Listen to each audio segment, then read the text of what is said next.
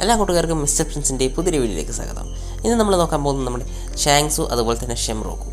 ഇവർ തമ്മിൽ ഒരു ഫൈറ്റ് നടന്നാൽ അല്ലെങ്കിൽ ഇവർ രണ്ടുപേർക്കിടയിൽ ആരാണ് കൂടുതൽ പവർഫുൾ എന്ന് നമ്മൾ ഇന്നത്തെ വീഡിയോയിൽ നോക്കാൻ പോകുന്നത്.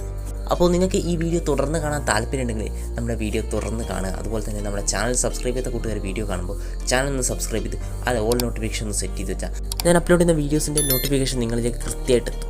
എന്നാൽ നമുക്ക് അധികം പറഞ്ഞ് വെറുപ്പിക്കാതെ നേരിട്ട് വീഡിയോയിലേക്ക് പോകാം. നമുക്കറിയാം, നമ്മുടെ വൺ പീസിൻ്റെ ഫസ്റ്റ് എപ്പിസോഡ് തൊട്ടേ നമ്മുടെ ഷാങ്സിനെ നമ്മുടെ സ്റ്റോറിയിൽ ഇൻട്രൊഡ്യൂസ് ചെയ്തതാണ്. ആ ടൈമിൽ ഞാൻ ഒരിക്കലും വിചാരിച്ചിരുന്നില്ല ഷാങ്സ് ഇത്രമാത്രം ഇമ്പോർട്ടൻ്റ് ഉള്ളൊരു ക്യാരക്ടർ ആയിരിക്കുമെന്ന്. ഇമ്പോർട്ടൻസ് അവിടെ ഇരിക്കട്ടെ, ഇത്രയും പവർഫുൾ ആയിട്ടുള്ള ക്യാരക്ടർ ആയിരിക്കുമെന്ന് ഞാൻ ഒരിക്കലും വിചാരിച്ചിരുന്നില്ല. പിന്നെ കഥ മുന്നോട്ട് പോകുന്നതിനനുസരിച്ച് എനിക്ക് മനസ്സിലായി ഷാങ്സ് സ്റ്റോറിയിൽ എത്രമാത്രം ഇമ്പോർട്ടൻ്റ് ആയിട്ടുള്ള ക്യാരക്ടറാണെന്ന്. ഇത് ഞാൻ റിയലൈസ് ചെയ്യുന്നത് ഫസ്റ്റ് നമ്മുടെ മീഹോക്ക് പോയിട്ട് നമ്മുടെ ഷാങ്സിനെ കണ്ടിട്ട് നമ്മുടെ ലൂഫിയുടെ ബൗണ്ടറി പോസ്റ്റർ ഷാങ്സിന് കൊടുക്കുന്ന സമയത്താണ്. പിന്നെ നമുക്കറിയാം, നമ്മുടെ ഷാങ്സിനെ കാണിക്കുന്നത് നമ്മുടെ വൈറ്റ് ബീഡുമായിട്ടുള്ള മീറ്റിങ്ങിലാണ്. അതോടെ എനിക്ക് മനസ്സിലായി ഷാങ്സിന് വളരെ ഇമ്പോർട്ടൻസ് നമ്മുടെ സ്റ്റോറിയിലുണ്ടായിരുന്നു. പിന്നെ നമ്മുടെ ഷാങ്സിൻ്റെ പവേഴ്സിനെ പറ്റി നോക്കുകയാണെങ്കിൽ നമ്മൾ കണ്ടിട്ടുണ്ട്, നമ്മുടെ പൈററ്റ് കിങ്ങായ ഗോൾഡി റോജർ നമ്മുടെ ഓടിനെതിരെ യൂസ് ചെയ്യുന്ന ഡിവൈൻ ഡിസ്പർച്ചർ എന്ന് പറയുന്ന മൂവ് നമ്മുടെ ഷാങ്സ് കിഡിനെതിരെ യൂസ് ചെയ്യുന്നത് നമ്മൾ കണ്ടിട്ടുണ്ട്. പക്ഷേ അത് യൂസ് ചെയ്യുന്നതിന് മുമ്പ് നമ്മുടെ ഷാങ്സ് തൻ്റെ ഒബ്സർവേഷൻ ഹാക്കി ഉപയോഗിച്ച് വളരെ മുന്നോട്ട് നടക്കാൻ പോകുന്ന ഫ്യൂച്ചർ ഷാങ്സ് കാണുന്നതായിട്ട് നമ്മൾ കാണുന്നുണ്ട്. അപ്പോൾ ഷാങ്സിൻ്റെ ഒബ്സർവേഷൻ ഹാക്കി എന്ന് പറയുന്നത് വളരെ അഡ്വാൻസ്ഡ് ആണെന്ന് നമുക്ക് അതിലൂടെ മനസ്സിലാക്കാം. ഇത് മാത്രമല്ല, നമ്മുടെ മെറീൻ ഫോർഡ് ആർക്കിലും ഇത് നമുക്ക് കാണാൻ കഴിയും. നമ്മുടെ ലൂഫിനെ രക്ഷപ്പെടുത്തി നമ്മുടെ വെള്ളത്തിനടിയിൽ കൂടെ പോകുമ്പോൾ കീസരയും കുസാനും കൂടെ അറ്റാക്ക് ചെയ്തപ്പോൾ നമ്മുടെ ഷാങ്സ് ഒന്നും ചെയ്യാതെ നിൽക്കുന്നതുണ്ട്. പക്ഷേ അതിന് കാരണം എന്താണെന്ന് വെച്ചാൽ നമ്മുടെ ഷാങ്സ് ഫ്യൂച്ചർ കണ്ടിട്ട് മനസ്സിലാക്കിയിരുന്നു നമ്മുടെ ലൂഫി അവിടെ നിന്ന് ഒരു പ്രശ്നവും ഇല്ലാതെ രക്ഷപ്പെടുന്നു. അതുകൊണ്ടാണ് നമ്മുടെ ഷാങ്സ് അന്നേരം ഒന്നും ചെയ്യാതിരുന്നത്. അതുകൊണ്ട് തന്നെ നമുക്ക് ഇത്രയും കാര്യം മനസ്സിലാക്കാം, നമ്മുടെ ഷാങ്സിന് ഇപ്പോൾ ഒരാളുമായിട്ട് ഫൈറ്റ് ചെയ്യുമ്പോൾ ആ ഫൈറ്റിൻ്റെ ഔട്ട്കം വരെ വേണമെങ്കിൽ ഫ്യൂച്ചർ കണ്ട് മനസ്സിലാക്കാൻ പറ്റും. പിന്നെ ആ ഫൈറ്റിൻ്റെ ഔട്ട്കം മാറ്റാൻ പറ്റുന്ന രീതിയിലുള്ള കാര്യങ്ങളൊക്കെ ഷാങ്സ് ആ ഫൈറ്റിനിടയ്ക്ക് ചെയ്യുന്നതായിരിക്കും.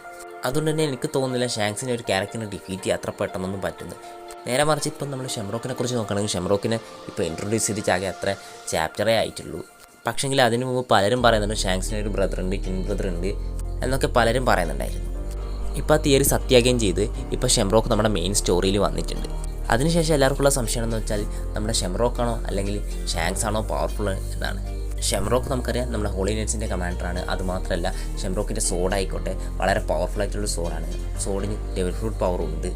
ഒരു പക്ഷേ നമ്മുടെ ഷെംറോക്കിന് ഒരു ഡെവിൾ ഫ്രൂട്ട് പവർ ഉണ്ടാകാൻ ചാൻസ് ഉണ്ട്. അത് നമ്മുടെ 5 എൽഡേഴ്സിനെ പോലെയും മറ്റുള്ള ഹോളി നൈറ്റ്സിനെ പോലെ തന്നെ ഒരു മിത്തിക്കൽ സോയൻ ഫ്രൂട്ട് ആകാനാണ് ചാൻസ് കൂടുതൽ.